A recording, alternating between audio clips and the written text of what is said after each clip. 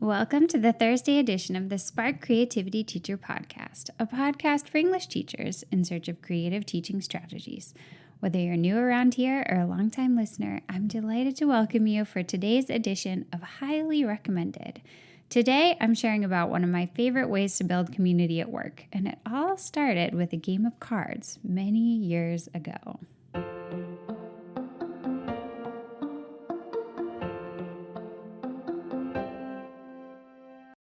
Okay, so let's start with a little story.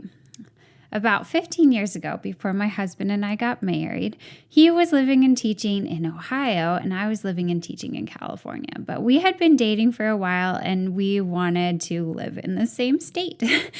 So he came out to interview at the school where I was working, and I was so delighted that they hired him, and he moved out there. Now, we were working at a boarding school, so we each had a little house on campus.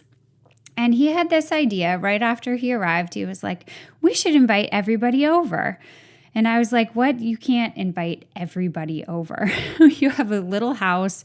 Everybody is like 100 people. And he was like, no, at my old school, I used to have these cards nights with my friends, and it was just an open invitation. Anybody from the faculty who wanted to come over could come and play cards.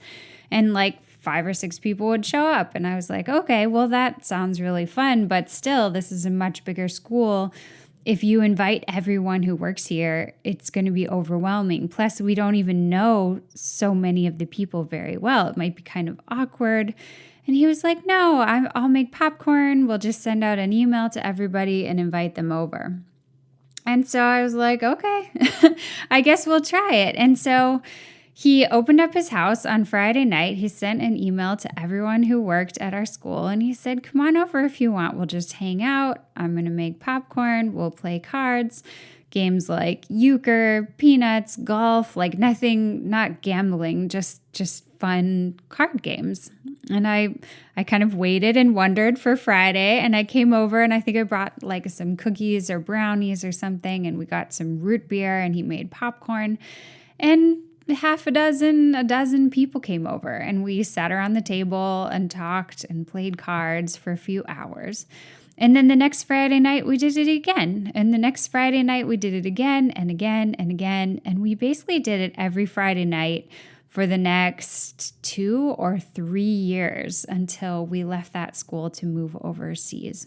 And I have to tell you that it was one of the nicest experiences, honestly, of my life. It was so wonderful to get to know so many people that I was working with on a deeper level and to become very close friends with a small group that came all the time, but also just to get to know people that I would never really have talked to, like people that I didn't really run across in my day-to-day that much, and to find out that they were like incredible at making persimmon ice cream, or they were really good at guitar and they would take out their guitar late at night after playing cards, or they knew about the very best powdered sugar donut holes in Southern California and they would bring them every Friday night to play cards with us. And it became something that was sort of part of the faculty culture. It bonded us as a group of teachers, and it helped us, I think, throughout the week feel happier and more supported, because we knew, these are our colleagues, and many of these people are also our friends. And if they're not our close friends, they at least, we've hung out socially a little bit. They've come over, they've been in our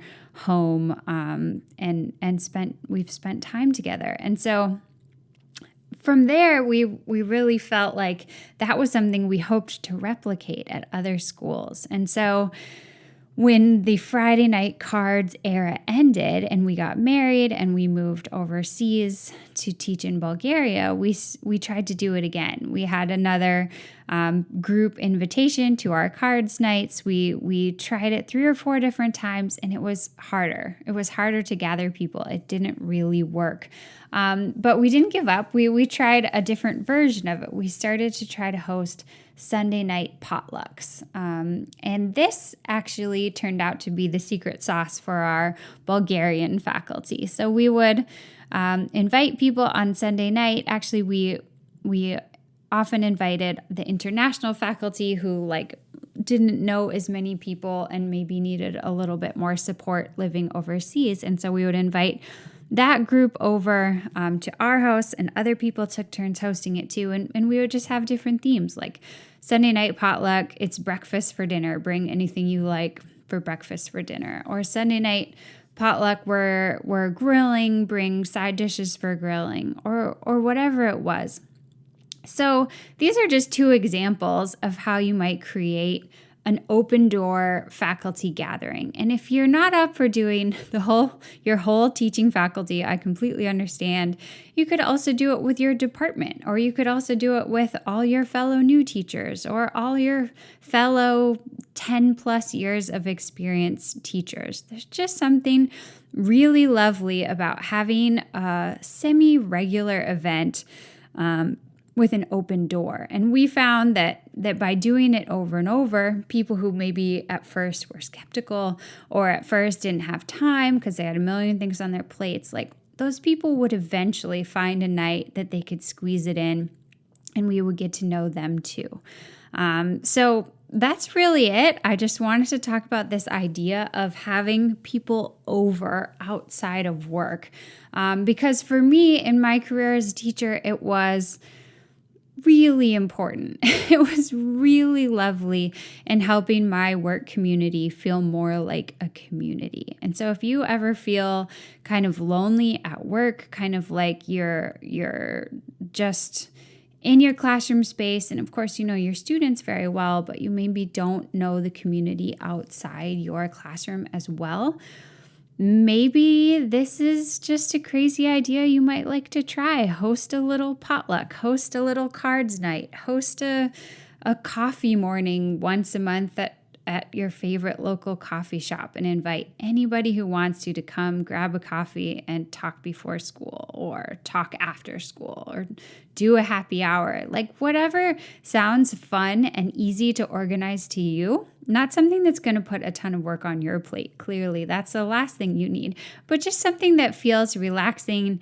and like it would be a chance to get to know more people. It might just be something that brings a lot of happiness to you and a lot of other people at your school as well. Thanks so much for joining me for this quick Thursday episode of Highly Recommended. I hope you will try out a faculty gathering at your school, and I hope it will bring you joy. Until next week, take care of yourself and stay creative.